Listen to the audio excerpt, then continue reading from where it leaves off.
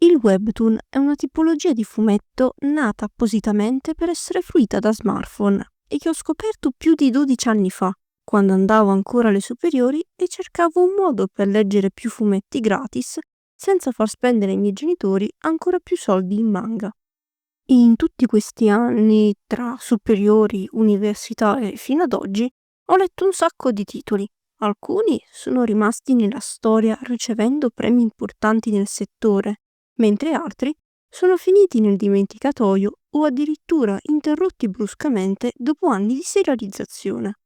Se dovessi dedicare un video a ogni webtoon che ho letto, avrei contenuti per un anno intero, ma oggi preferisco consigliarvi quelli che, secondo me, sono i migliori del 2025. Prima di cominciare, se vi va di supportare il canale, trovate il link del mio Ko-fi qui sotto in descrizione. Lì condivido anche un po' di retroscena e qualche spoiler sui prossimi video. Monday, Tuesday. Per iniziare al meglio la settimana serve una bella botta di vita. E cosa c'è di meglio della nuova stagione di Everything is Fine? Proseguono le avventure utopistiche di Maggie, che dopo aver abbandonato il marito si unisce a un gruppo di eversivi per cercare finalmente la libertà. Ma la strada per liberarsi dal regime è tutt'altro che semplice. Le atmosfere horror continuano a farsi sentire. Ci sono scene raccapriccianti, tensione crescente e tanta ansia per capire che fine farà la protagonista. Una scoperta fresca fresca di quest'anno è invece Marriage Blues, una commedia romantica fatta di viaggi nel tempo e matrimoni scampati. Gli autori sono un duo già noto per le loro trame intricate, che si districano solo alla fine. La protagonista è Anna, una ragazza che cerca di fuggire da un matrimonio combinato proprio un attimo prima di pronunciare il fatidico sì. Nella sua fuga non finisce in un taxi qualunque, ma in quello guidato da Gaui, il suo ex del liceo.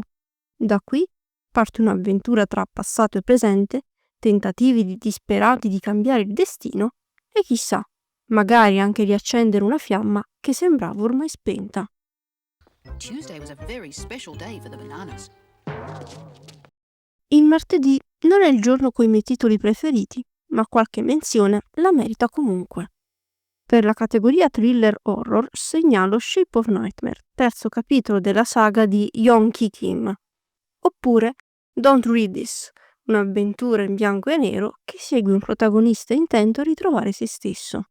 Per spezzare i toni più cupi vi segnalo invece una storia più pacata che, a differenza di quanto si possa pensare, non scivola nel politicamente corretto.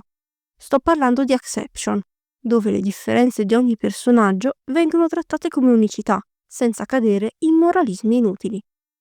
Un'opera che si è conclusa proprio quest'anno e che vale la pena di parlare è The Worst Villainess, una commedia metanarrativa che sfonda la quarta parete.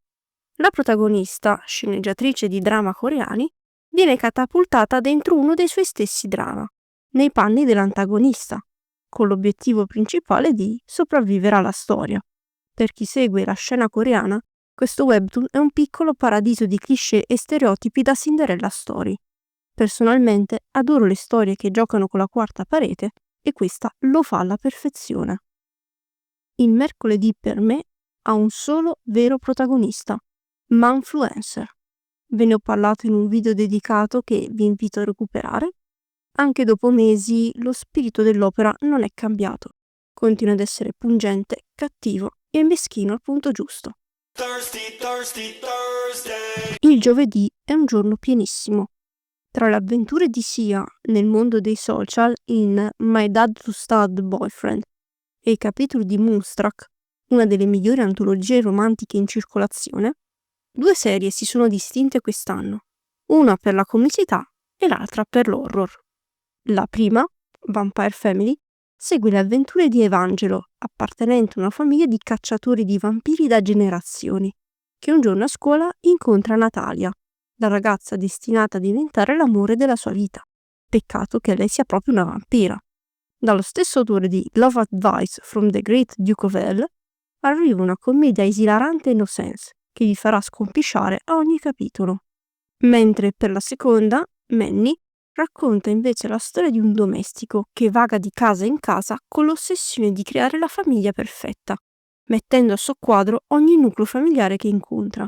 L'autore, già noto nel panorama horror, sforna anche quest'anno un piccolo gioiellino.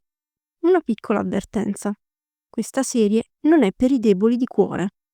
Il venerdì è dedicato alle serie che mi accompagnano da anni, insieme a uno stravagante arco narrativo ambientato in Italia, più precisamente durante la Milano Fashion Week. E sì, ci sono personaggi coreani che parlano un italiano perfetto. Non so se ci stiamo capendo, ma la migliore del venerdì per me è sicuramente Love for a Walk. I protagonisti, Pam e Tyler, entrambi amanti dei cani, navigano tra lavoro, convivenza e vita di coppia mentre cercano di coronare il loro sogno: aprire un bar pet friendly. Il sabato non ho molte serie da consigliare, se non un webtoon di cui ho parlato molto tempo fa in un video, che potete recuperare. L'unica pecca significativa è stata la gestione degli argomenti legati alle sostanze dopanti. Un personaggio sembra quasi legittimare l'uso di doping anche solo per una gara amatoriale, e questa scelta narrativa mi ha fatto storcere parecchio il naso. Cari fratelli e sorelle, buona Pasqua! La settimana si chiude con 2 serie. La prima, Lookism, va avanti da anni e ormai ha abbandonato la critica sociale iniziale per concentrarsi quasi solo sulle mazzate. La seconda, Clint's Kisses, invece, è una serie che mantiene la sua maturità narrativa.